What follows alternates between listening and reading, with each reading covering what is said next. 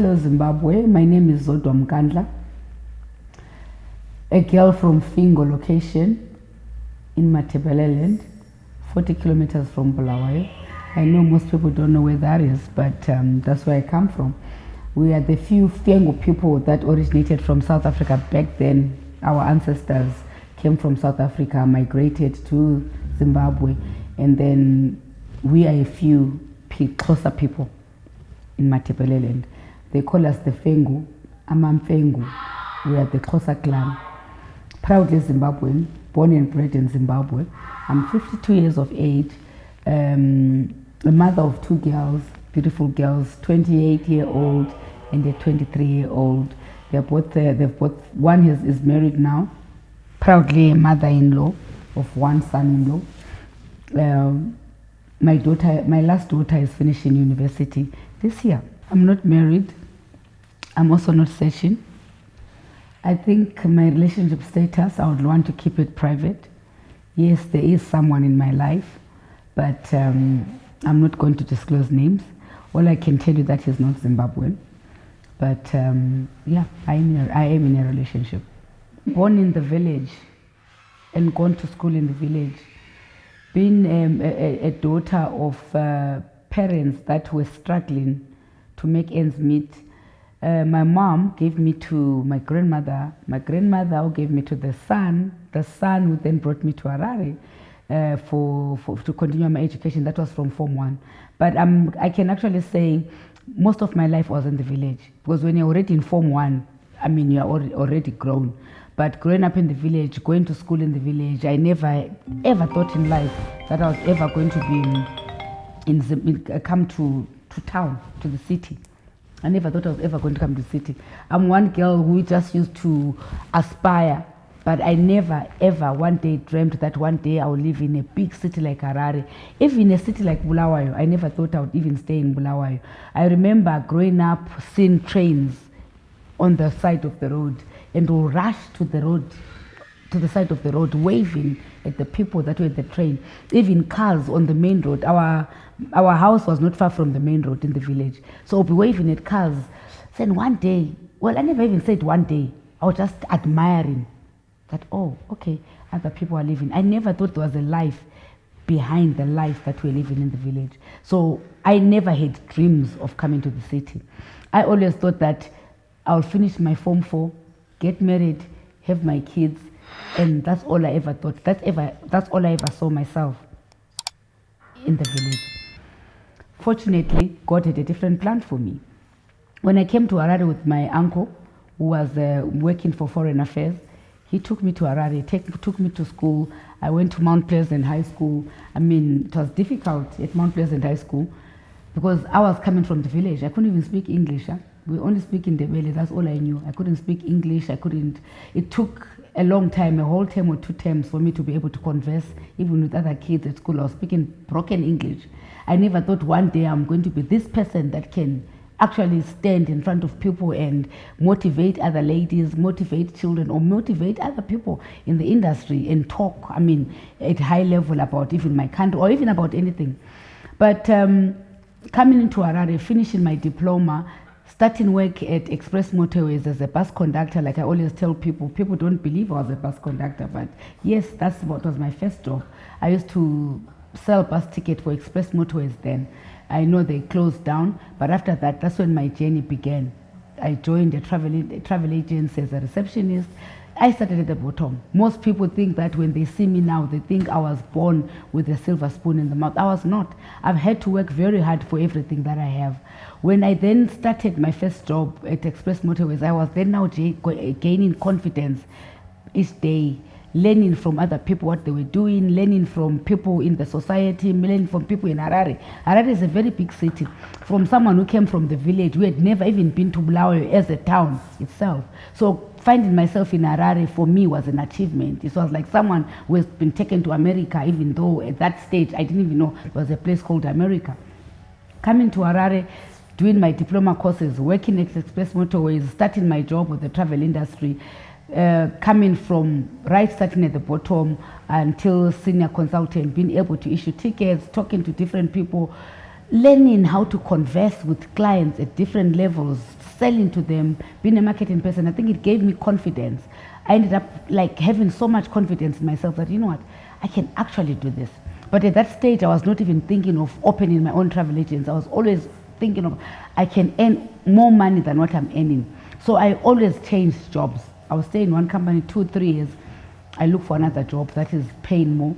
For me, it was all about the money. It was not about job satisfaction or anything. It was always about the money. So I always looked for a job that was paying more than the job where I was working. So I changed 3, 4, 5 companies before I started my own. I went to start a business with some partners. That was in 1999. In between, I was going to work. I was teaching at Spaces College after work. I was going to Polytechnic. I learned how to bake. I learned how to do dresses. So I'll do dresses. I'll make cakes, wedding cakes, birthday cakes, and all that. Most people don't know that part of my life, but that is where I started from. I was always an entrepreneur. Some people are born entrepreneurs. Some people are made entrepreneurs. I would like to believe that I'm born an entrepreneur because I started doing this at a very young age. When I finished at Spaces College, I used to have a classroom at home where I would teach people International Air Travel Association course. I was teaching at home. This is ways of making more money. So I was never satisfied with the money that I had. I always thought that I can make more. I'm saying all this because some people, they think just getting a salary is enough. I don't believe in one stream of revenue. I believe people must have multiple streams of revenue. Yes, you must be working. I'm not saying people must not be loyal to their employees. They must be loyal, but have a side hustle, something that you do separately. That doesn't steal time from your employer's time, but something maybe that you can do after work, after working hours, during weekends, something that can give you extra money. Money is never enough. You might get a salary, but that salary can never be enough, which is why I then now was working, was teaching, had an 8 to 5 job. After 8 to 5, I go to Spaces College. I was teaching from 6:30 to about 8:30. When I get home, I'm making cakes. During weekends, I'm making dresses. During weekends again, I'm making cakes, I'm selling. I always did so many different things. 1999, my partner identified me. He was actually my student at Spaces College. He was doing a real freight company. He says, okay, I want to start a travel agency, but I don't know how to. Since you are teaching me these courses, why can we not start a business together? That's how my entrepreneur really grew, because I then now was a business owner, owning a business with 4 partners. Still, it wasn't enough for Zodwa. I've always wanted more. After 3-4 years of that business, I thought, you know what, I can do it on my own. I don't need partners. Let me do it by myself. That's how Traverse Travel was born, 2003. I started my own travel agency, 2003. We started with one client to the other. Look, it's all about giving a good service, and if people believe in you and they're confident, they trust you, you are loyal to them, they also become loyal to you. What you give is what you get at the end of the day. If you don't give a good service, clients will go next door. If you are not loyal to your clients, they also won't be loyal to you. If you are not patient and you don't deliver what you promise, they'll go where they are appreciated. Started my own travel agency 2003. It was just a business that I had started. I wasn't rich, I wasn't wealthy, I was making ends meet. For the first 3, 4, maybe even up to 5 years, I was not making any profit.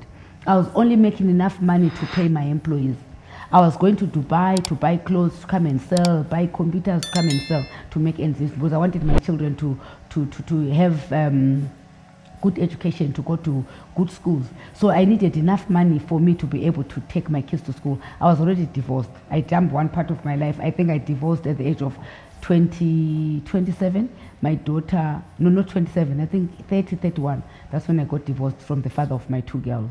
So I had to fend for the children by myself. I had to make sure that they've gone to school, they've eaten, everything that they needed. I was the father, I was the mother. I was doing everything for them.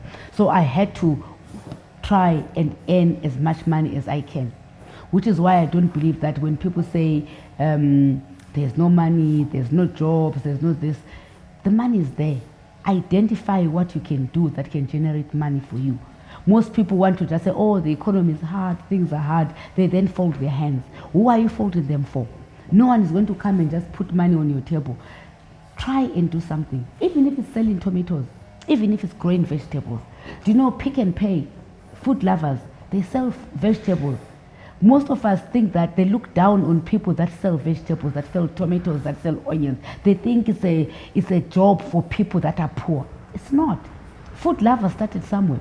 Look how big they are today. You can be selling tomatoes today, but maybe 2, 3, 4 years down the line, you can be supplying the whole country with tomatoes. Someone is growing onions. You can be supplying the whole of Africa with onions. Money is everywhere. Don't look down on what you are doing because you don't know how much revenue it will generate for you. So just be consistent. Whatever you are doing, believe in yourself and give it your all. Give it 100%. Whatever business you are doing. After working for so many travel agents and the treatment I was getting from different companies where I was, there's a company that I worked for. This lady was tough. She was tough. She will swear at you. She will say all sorts of things. There was so much that was going on. And I thought she was mean. She was being mean. So because this woman, the treatment that she gave me, for me as an employee, I thought she was being cruel to me. She was being wicked. She was being mean. I didn't realize that she was actually grooming me for success. So because of that woman, I actually cursed her that this one, I'm going to be better than you one day. So I wanted to prove myself that I could do better than her because I thought that she was mean and I wanted to start my own business so that I can show her that I can do better than her. That is how I ended up starting my own business. But years into business, I then realized that without what that woman had done to me, I wouldn't have been able to achieve what I achieved. I wouldn't have been able to be strong. She made me very strong. She made me to be the tough woman that I am today. Because that woman was tough. Her name is Nikki Blythewood. She used to own a company called the Travel Company. That woman was tough. But I thank her so much because without Nikki, I wouldn't be the person that I am. I can actually say I really look up to her. I admire her. Unfortunately, she closed the business for greener pastures. She got into other businesses. But she really taught me how to be tough. She really taught me that, you know what? Yes, they are men. We respect men at home as our husbands. But in the business field, we are all equals. We are all equals. When we're at home, there's a husband, there's a father, there's a brother. That's where it ends. But when we're out there, it's a tough world out there. And God has given us brains. Equally, the same brains that God has given to boys is the same brains He has given to girls. So a man can never ever do better than I can do as far as I'm concerned. So wherever I go, when I go out there in the battlefield with a man, with a sword, maybe he can throw it more further than me. Whatever he can do, I believe I can do it 100 times more than what a man can do. So ladies, what I want to, people always say, why do you always say ladies? I love ladies, maybe because I'm a mother of girls. I always want to talk to the girl child, say, you know what, child, nothing is impossible for the girl. Nothing is impossible. Don't be intimidated. Oh, growing up when I started my business was always to get it to, to reach to the highest level you can ever get to. It got to that. But now that I've achieved that, I now want to achieve more. So it's just like someone who's got money. When you've got $1, you want to have $2. When you've got 1,000 is not enough, you want to have 2,000. When you've got $1 million, it's not enough, you want to have 2 million. So you can never really say, I've reached where I want to reach. It's not possible. I don't think there's anyone who can ever say, I've reached where I want to reach, therefore let me sit down and relax. You never relax.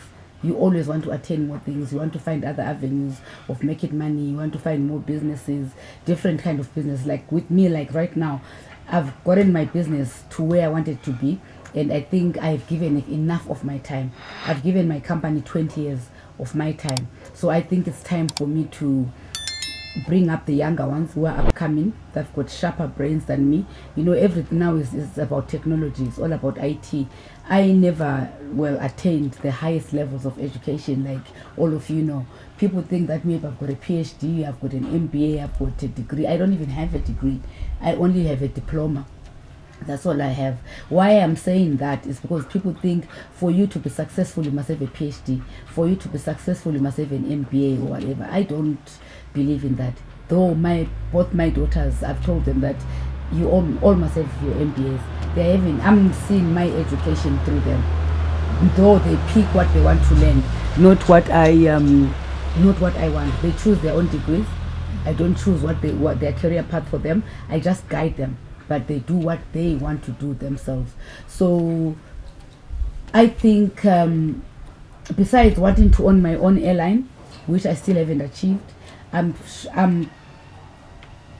think, or I know, because whatever I set my mind to do, I always achieve it. Sooner or later, in the next 5 years, I want to own my own airline, not my own Traverse Airlines. That's where we are targeting now. So we already started talking to different companies, different people all over the world who can assist us to put an airline together.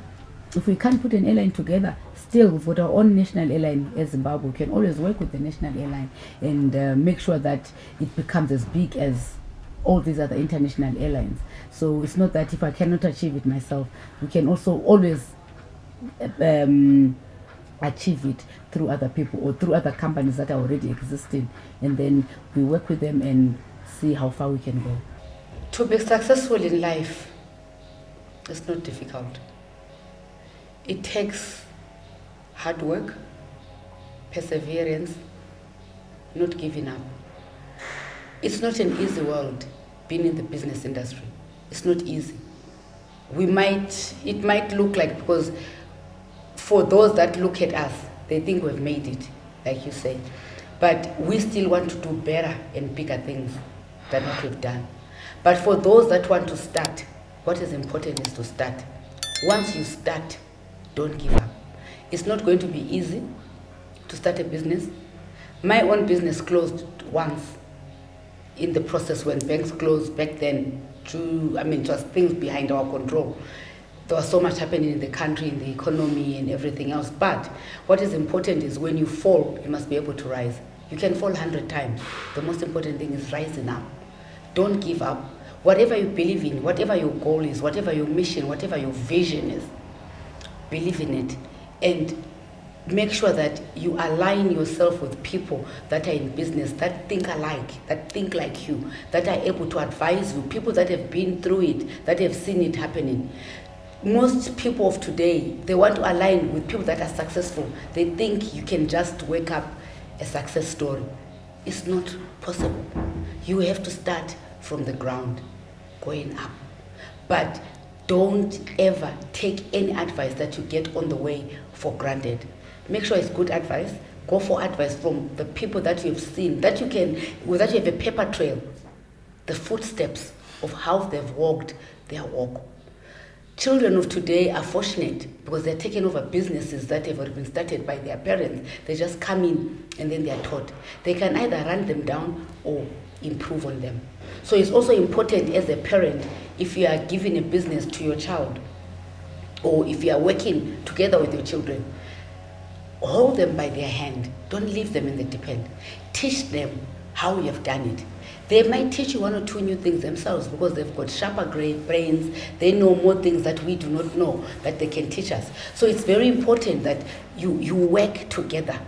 You kind of collaborate with whoever you're bringing into the business. If you're starting a business, still the people that you're starting with, we spoke about partnership, partnering with people. You can have your own business by yourself. Start it from scratch. My own business, yes, I had a partner the first 2-3 years. When I started my business, I had a partner. But the partner decided to do other things and they left me to run the business by myself. So it is very important to whatever you promise your clients that you are going to give, you must deliver it. If you cannot deliver, have an explanation why. The reason why we do not succeed is we don't keep to our word. Whatever you say with your mouth, make sure whatever you've said, you see it through so that people tomorrow can rely. You must be very reliable, dependable, honest. If people can't depend on you, they will not give you business. If they can't rely on you, they will not give you business. So it's very important when you're starting your businesses, make sure whatever you promise you will do, you do it. We live in a world full of people that have different thought of mind, people that think differently, people that think they're better than you, or people that look down on you or look down on themselves.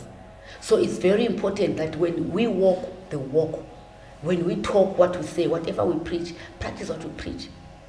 If you don't like what I'm doing, leave it. Let's learn to have even positive criticism. And even if someone criticizes you for doing wrong, take that criticism as a critique. Learn from it. Let's learn from our mistakes. The problem with most of us is if someone criticizes you or tells you where you've gone wrong, and you're sure, hey, they don't respect my business, they don't respect me. That is what we look at. We don't find out why has the person come to me and told me that I've done a mistake or I made a mistake here. Let's learn from where we've gone wrong. Let's learn from those that have been there before us, that have done the same businesses or something similar, or a business that they've done. But sometimes our business might not be the same, but how a business is run, most of the times it's the same. There's something that you always learn from someone who has done well. Look at Thrive myself, for example. He's a Zimbabwean. He's done extremely well. We go out there, we look at other people, Virgin Atlantic, people outside us. We've got our own people in Zimbabwe that have done well, that are success stories, that we can go to and approach and say, okay, how did you start? What were your challenges? How did you overcome them? Let's ask questions, because whatever challenge that person might have had, it might be the same challenge that you're having now, and his answer might help you overcome it. Business awards are an achievement. When you start receiving awards, it means there's something that you're doing good, that the community, the business community is seen about a particular individual or about a particular business.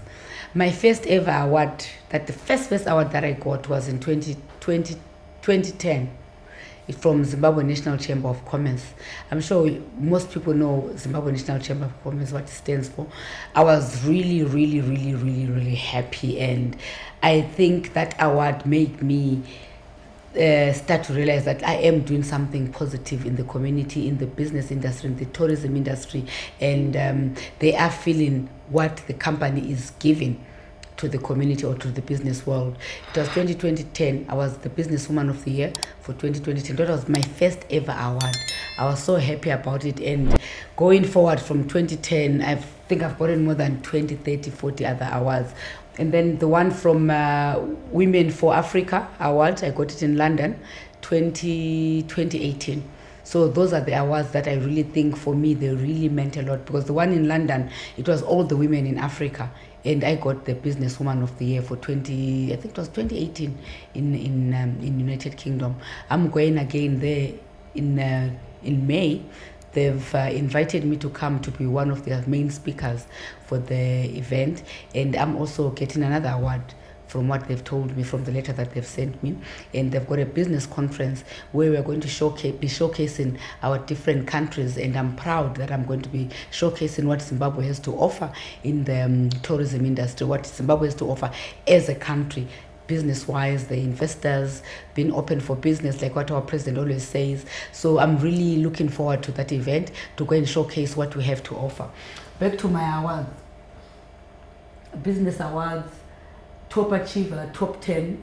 Oh, besides this from the business sector, I was a top 10 consultant with Travelport, 8th position. That's 2009.